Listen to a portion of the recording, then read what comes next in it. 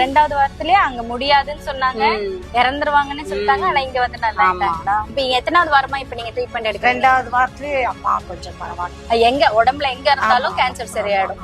இங்க வந்து அவருக்கு வந்து சின்ன வியாதிங்கிறாங்க. அம்மாவுக்கு வந்து செஸ்ட் எல்லாம் வீங்கிருச்சு, வயிறு வீங்கிருச்சு, ஓகே.